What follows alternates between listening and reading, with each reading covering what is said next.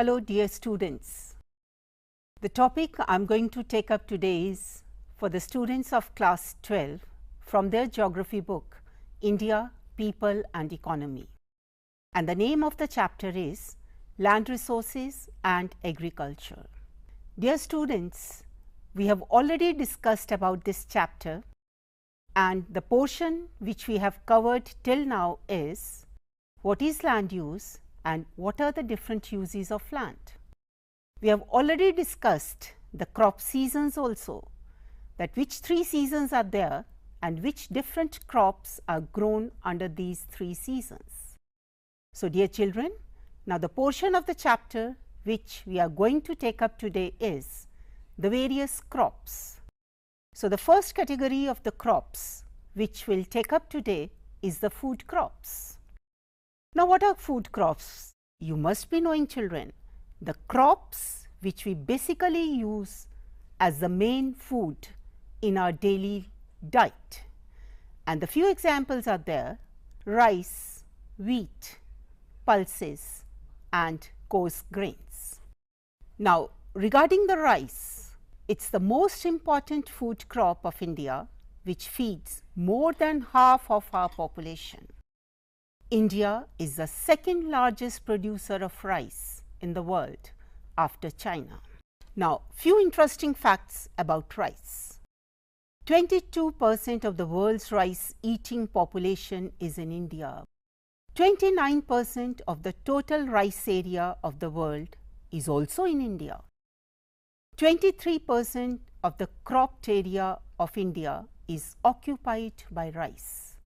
Since India is a land of variety, so about 3,000 varieties are grown in different agroclimatic regions of India. So, children, the concept about the agroclimatic regions might be clear to you. So, that the area where we have the different climatic conditions with the different combination of temperature and rainfall and of course, the physiography. So, those areas, they are known as the agroclimatic regions. Now, we will take up that what conditions are required for the production of rice. So, as you know, it is a tropical plant which requires high temperature and high humidity. We have already discussed that rice cultivation comes under the Kharif season. So, the concept must be clear to you. So, when we say Kharif, so that means the production of the crop starts with the onset of the monsoons. So, the temperature conditions required for the rice are around 24 degrees Celsius mean monthly temperature, and the rainfall 150 centimeters of the annual rainfall is required for rice. Children, mind it, it is a crop which requires water at every stage. Maybe it is a growing or cooking, or even after eating rice, we require more amount of water.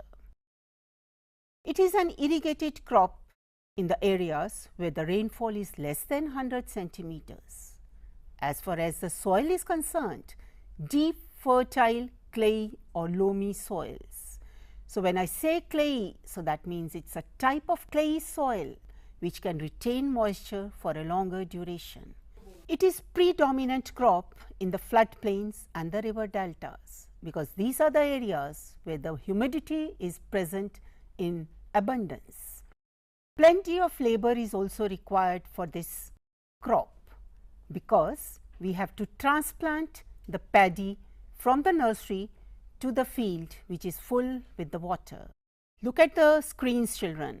You can have a visual of how the paddy is transplanted in the field full with the water, and on the side of that you can see the crop in the field. Yes, here is a map, children, which shows the areas which are the basic producers of rice in India. You see the coastal areas and the northern Indias, which is basically a Indo-Gangetic plain. These are the areas which go for the production of rice in India. Now, we take up the second important food crop, that is wheat. As we did that rice comes under the Kharif season, whereas the wheat is a rabi crop and is sown soon after the withdrawal of the monsoons in the last week of October or the early November. It is the second important food crop of India after rice. India is the fourth largest producer of wheat in the world. It is a staple food of the people of the northern India and of course, the western part of the country also. The people go for the food which is known as a wheat. It accounts for 14% of the total gross cropped area. So, that means the area which we did for the rice, that is much more than the area which comes under the wheat. Now, we take up the climatic conditions which are required for the production of wheat. 10-degree temperature is required at the time of sowing and 15 to 20 degrees of the temperature is required at the time of ripening. And when we talk about the rainfall, very less amount of the rainfall, that is 50 to 70 centimeters average rainfall. But of course, with the sufficient irrigation, they are the areas which are best suited for the production of wheat. Now, as far as the soil is concerned, well drained loamy and clayey loam are considered to be the ideal for the production of wheat. So, when we say children well drained, so that means the stagnant water is not required for the production of wheat. Cultivation of wheat is highly mechanized. Now, we can compare this with the production of rice. As we did, rice is a labor intensive crop, whereas the wheat is highly mechanized. So, when we say highly mechanized, so that means not much labor is required for the production of wheat. This is a wheat sample which shows that how the wheat is there when it is fully ripened in the field it looks like. Now, on the screens children, you can have a visual of the map showing the areas which go for the production of wheat. So, you can see the northern India and of course, the western part of India including some parts of Rajasthan, Maharashtra and even the Gujarat, they go for the production of wheat in India. Now, another crop which comes under the food crops we take up, that is jowar. You might have not used it as a food crop, but this is very common in certain areas. It is the third largest important food crop in India after rice and wheat. It provides substantial food to people living in dry areas of Deccan Plateau. It is used as a fodder in several parts of the country. As we did for the rice and wheat, rice under Kharif and wheat under Rabi. But this jowar crop, which is another food crop, comes both under the Kharif and Rabi seasons. Now, the climatic conditions required for the production of jowar. The temperature varying between 25 degrees Celsius to 30 degrees Celsius is required. Annual rainfall required is 45 centimeters only, as we have already discussed that this is a crop which comes under the dry areas. So, that means not much amount of rainfall is required for the production of this crop. It grows well if the irrigation facilities are available in the areas. As far as the soil is concerned, this can be grown in the variety of soils children. For example, red soil, yellow soil, loamy and alluvial as well. Maharashtra is the largest producer of jowar with 51% of the total India's produce. So, besides Maharashtra, the other states are Karnataka, Madhya Pradesh, Andhra Pradesh, Tamil Nadu and Gujarat. Now, look at the screens. You can have a visual of the crop jowar and how it looks like. Now, the another food crop which we are going to take up is bajra. Children, I would like to ask you, have you ever eaten bajra as a food crop? Maybe the children who are living in the northern parts may say no, but the areas where the conditions are dry, the main crop grown is bajra, and people really enjoy the bajra roti with chach and the curd. Now, we take a bajra. It serves as food for the poor people and fodder for animals. For jowar also we have done, children, that is the crop which is both used as a food as well as fodder. The temperature conditions required are 25 degrees Celsius to 30 degrees Celsius, and the annual rainfall required is also very less, that is 45 centimeters only. It can grow on poor, light, sandy soil. So, children, when we say poor, so what do we mean by poor? The poor in fertility.